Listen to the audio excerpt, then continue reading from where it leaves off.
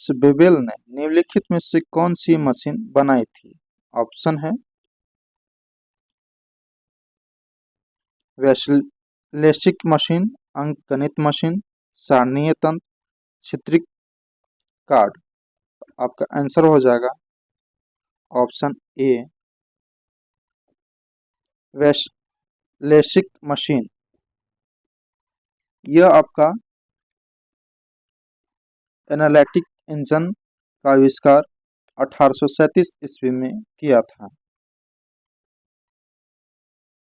और भारत का प्रथम कंप्यूटर सिद्धार्थ है। चलिए आगे देखते हैं। माने जाने कंप्यूटर साक्षर माने जाने के निम्नलिखित में से किसकी आवश्यकता नहीं है? ऑप्शन है कंप्यूटर के निर्देश देने वाली अनुदेश लिखने की क्षमता, कंप्यूटर के महत्व, बहुउपयोगिता, समाज में व्यापक जागरूकता, यह ज्ञान कि कंप्यूटर क्या है और कैसे कार्य करता है, सरल एप्लीकेशन का प्रयोग करते हुए कंप्यूटर से इंटरेक्ट करने की क्षमता। तो आपका आंसर हो जाएगा बी। बी इसलिए हो जाएगा इसमें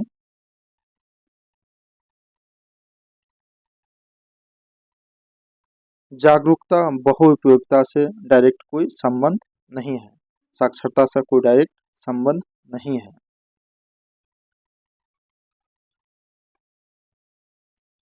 आईसीटी का क्या तात्पर्य है? आईसीटी का क्या तात्पर्य है? Option information and technology, information and communication technology, information code techniques, integrated circuit technology. तो आपका आंसर हो जाएगा option B information and communication technology. Computer के मुख्य भाग कितने होते हैं?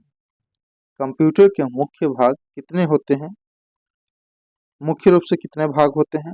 6, 8, 7 या 9? इसका आंसर हो जाएगा आपका 6। कौन कौन होते हैं? चलिए देख लेते हैं। मॉनिटर होता है, कीबोर्ड होता है, स्पीकर होता है, सीपीयू होता है, माउस होता है और एक होता है प्रिंटर।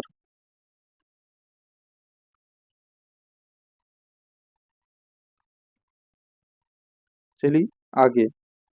आजकल सबसे अधिक प्रयुक्त होने वाली इनपुट डिवाइस कौन सी है?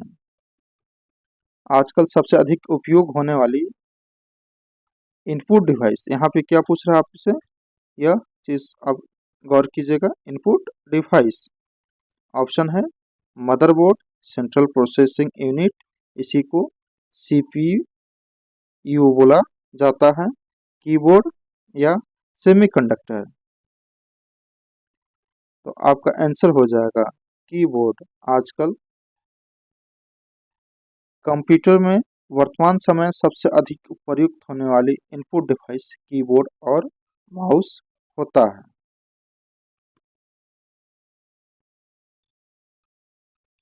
प्रिंटर, कीबोर्ड और मॉडेम जैसी बाहरी डिवाइसें कहलाती है। ऑप्शन है add on device, peripheral, extra hardware device, PC expansion, install and ons. आपका आंसर हो जाएगा ऑप्शन बी पेरिफेरल। कंप्यूटर प्रणाली में प्रिंटर, कीबोर्ड और मॉडेम जैसी बाहरी डिवाइस पेरिफेरल डिवाइस कहलाती है। ये डिवाइस कंप्यूटर के फंक्शनलिटी को प्रस्तुत करती है।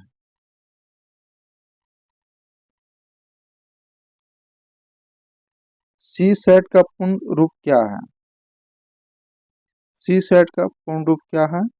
Condition audio system, condition access system, application audio system, application access system. तो आपका आंसर हो जाएगा condition access system. Condition access system आपका आंसर हो जाएगा।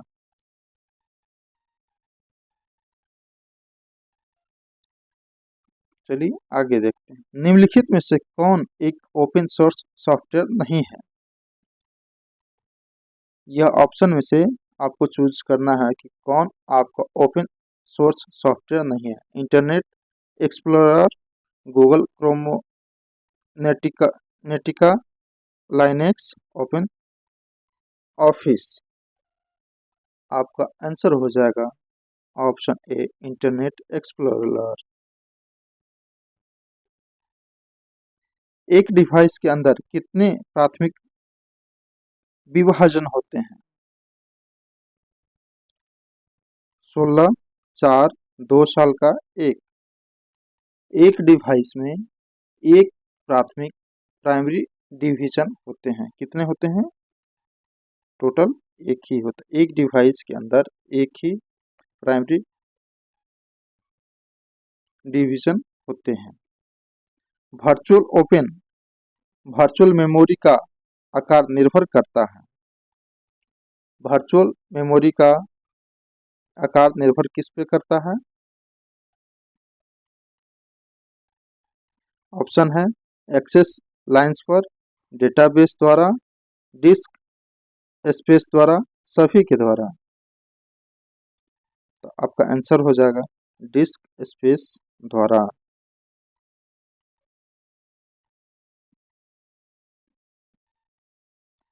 IBM DOM एक है। ऑप्शन है single user operating system, multi user operating system, bench operating system, time sharing operating system. तो आपका आंसर हो जाएगा single user operating system. Answer क्या हो जाएगा? Single user operating system. IBM DOS एकल उपयोगकर्ता प्रचलन सिंगल यूजर ऑपरेटिंग सिस्टम है। इसे personal computer disk operating system कहते हैं। एकल उपयोगकर्ता प्रचलन तंत्र सिंगल ऑपरेटिंग सिस्टम का कंप्यूटर का उपयोग करने के लिए बनाया गया है तथा साथ ही इसमें एक समय में केवल एक उपयोगकर्ता यूजर कार्य करने में सक्षम होते हैं। यूनिकोड प्रदान करता है। यूनिकोड प्रदान करता है क्या? प्रत्येक लैंग्वेज के सभी कैरेक्टर के लिए विशिष्ट, सभी अंग्रेजी भाषा के अक्षरों के लिए कोड, प्रत्येक कंप्यूटर कंपनी को दर्शाने के लिए विशिष्ट कोड, सभी कंप्यूटर प्रोग्राम की जांच के लिए एक समान कोड। तो आपका आंसर हो जाएगा ए, प्रत्येक लैंग्वेज के लिए कैरेक्टर के लिए एक विशिष्ट कोड प्रदान करता है। बाइनरी भाषा कितने अंकों की होती है? बाइनरी भाषा ऑप्शन है 2, 3, 4 या 16। तो बाइनरी भाषा में सिर्फ 2 होता है, 2 ही अंक होता है और वह कौन कौन है? 0 और 1। कौन कौन? 0 और 1। कंप्यूटर एक प्रकार का मालवेयर है जो स्वयं की एक कॉपी को किसी अन्य प्रोग्राम में डालकर और दूसरे प्रोग्राम का हिस्सा बनाकर फैलाते हैं। First program, second virus, spyware, application. आपका इसमें आंसर हो जाएगा वायरस। इसमें आंसर आपका कौन हो जाएगा? वायरस। कंप्यूटर सिस्टम को एक्सेस करने की अनुमति देने के लिए आईडेंटिटी की पुष्टि करने वाली वेरिफिकेशन प्रक्रिया कहलाती है। Authorisation, spooling, authentication login. तो आपका आंसर हो जाएगा ऑप्शन सी, ऑथेंटिकेशन। क्या आंसर हो जाएगा? ऑथेंटिकेशन। कंप्यूटर सिस्टम को एक्सेस करने की अनुमति देने के लिए पहचान की पुष्टि करने वाली सत्यापन प्रक्रिया वेरिफिकेशन प्रोसेस ऑथराइजेशन कहलाता है। चलिए आगे देखते हैं। निम्नलिखित में से कौन सा सर्च इंजन नहीं है? आपको इसमें सर्च कर देखना है कौन आपका सर्च इंजन नहीं है। गूगल, अल्टा विस्टा, साइंस डायरेक्ट और आर्कुट। आपका यह सब चीज सर्च इंजन है, लेकिन आपका यह साइंस डायरेक्ट सर्च इंजन नहीं है। चलिए आगे देखते हैं। वेब साइंस एक यूनिक नाम होता है जो वेब पर एक विशिष्ट खाली स्थान का भी निर्धारण करता है। ऑप्शन है वेब ब्राउजर, पीडीए, वेबसाइट और लिंक। तो आपका आंसर हो जाएगा वेबसाइट। वेबसाइट एक यूनिक नाम होता है जो वेब पर एक विशिष्ट वेबसाइट की अभी निर्धारण करता है, जो HTML हाइपरटेक्स्ट मार्कअप लैंग्वेज का कार्य करता है। HTML पे यह कार्य करता है और HTML का फुल फॉर्म होता है हाइपरटेक्स्ट मार्कअप लैंग्वेज। एक शक्तिशाली सॉफ्टवेयर है जिसका उपयोग व्यावसायिक प्रस्तुति करने के लिए किया जाता है। माइक्रोसॉफ्ट। ऑप्शन है Microsoft Word, Microsoft Access, Microsoft Excel, Microsoft PowerPoint. तो आपका आंसर हो जाएगा Microsoft PowerPoint, MS PowerPoint, Microsoft PowerPoint. Microsoft PowerPoint एक शक्तिशाली सॉफ्टवेयर है जिसका उपयोग व्यावसायिक प्रस्तुति प्रेजेंटेशन बनाने के लिए किया जाता है। MS ऑफिस का प्रथम संस्करण फर्स्ट वर्जन 22/2090 को आया था। इसका सबसे पहला वर्जन कब आया था? 22 मई 1990 को आया था। चलिए आज का सेकंड लास्ट क्वेश्चन। पेज पर कितने मार्जिन होते हैं? पेज पे जो ऐसे पेज हैं इस पे कितने मार्जिन होते हैं? पेज पे टोटल 4 मार्जिन होते हैं। कौन कौन?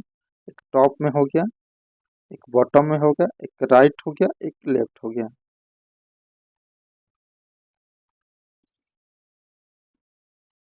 और काहे होता है? इसलिए होता है मार्जिन करने वाले कुछ भी नहीं लिखा जाता है। पेज पर मार्जिन देने से प्रिंटिंग, कटिंग, फोल्डिंग आदि में आसानी होती है। एक डेटा डिक्शनरी के रूप में जाना जाता है। ऑप्शन है सूची, मेटा सूची, मेटा डेटा, रिपॉजिटरी, डेटा गोदाम, डेटाबेस। तो आपका आंसर हो जाएगा option B, metadata repository. Metadata repository को डेटा डिक्शनरी के रूप में जाना जाता है। मेटा डेटा रिपोजिटरी का मुख्य उद्देश्य डाटा तक पहुंच के लिए एक आसान और विश्वसनीय साधन प्रदान करना होता है। आज कंप्यूटर का प्रश्नों की श्रृंखला खत्म हुआ। अगर वीडियो आपको अच्छा लगा होगा तो वीडियो को लाइक कीजिएगा और दूसरों के साथ शेयर करने का प्रयास कीजिएगा। जय हिंद, जय जोहर, जय झारखंड।